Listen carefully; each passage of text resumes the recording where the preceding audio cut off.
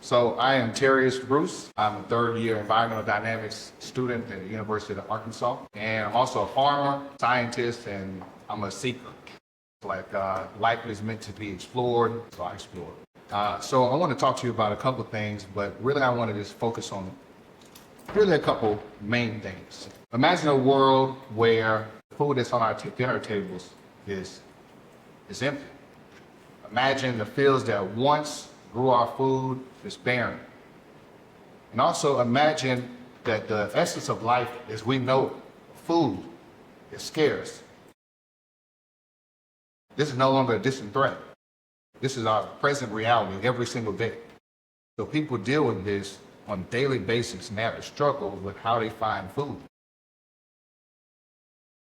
So today I'm going to talk to you about one of the most pressing issues that we face, which is climate change, and how it affects and intersects with our ability to have sustenance of life, which we know is food security. So the planet is going through unprecedented changes in its climate, and we have to deal with these things. We have changing, rising temperatures. We have extreme weather events. We also have shifting rainfall patterns that affect agricultural production as well as food availability. We deal with this on a daily basis that we have to figure out how we're going to manage. So the most imperative thing for us to understand is adaptation is a must. We can't just look at climate change mitigation because that's not going to be enough for us. We have to figure out how we are going to balance day to day, how we're going to get to tomorrow. So we got to understand, one, what exactly is the scope of these issues. So we got to understand that climate change affects our food system. We're talking about droughts, we're talking about decreased rainfall, we're talking about migratory pests that were not in the same place that we were 10 years ago or just 5 years ago. So we got so many different things that we have to look forward to devastation. And that's unfortunate that I have to bring doom and gloom, but that's kind of our reality. Now, I want to bring a concept that some know about, maybe some don't, and that's the concept of overshoot. Okay? Overshoot is us consuming resources faster than the environment can regenerate. It's also us being able to now pollute our ecosphere faster than its adaptive capacity. So basically what we're talking about is we're looking at us making so many withdrawals from this nature's bank account, and we're not putting enough sustainable deposits back into the ecosphere. Okay? So this is what's happening. We're unstable as we are using these resources. We're constantly stealing and taking from the ecosphere. We're not putting anything back in. We're just robbing. That's why we have the problems that we have. We've got these challenges. I also want to bring another concept, which is human exceptionalism. Bill Reese describes human exceptionalism as the belief that humans exist independent of the nature that we are in. Independent of nature on its own, which now creates this sharp disconnect of humanity and what's quote unquote nature. These are our issues. And we don't understand that we have an impact. We are stealing from the environment that we live in. We are not independent. We're actually interdependent, and we have to be great change agents for what's our future to come. Now, question I have: how can we address these challenges and embrace a sustainable future? That's my question I want to leave you with. Sustainable agriculture is us finding our resources and with understanding how we can manage it in a couple of ways. Now, some things that have been talked about here is not doing monocropping, finding ways to do agroforestry, precision agriculture. So many ways that we can find balance in our ecosystem to work with our ecosystem, going back to nature. Not thinking that we are separate from nature. We are one with it. So we have to be able to figure out how we can play and have that balance in our ecosystem. These are our duties. Now, we also have things like we have to be able to work with our farmers and our communities to figure out how can we put some of these practices in place. We got to figure out how we can address these issues with technology. We got to look at things like crop diversification. We have to look at smart farming practices like aquaponics and hydroponics, stacking vertical farms inside of structures that's desolate. We have communities that have nothing going on. It's just barren, been left desolate. We can utilize these spaces instead of building new infrastructure.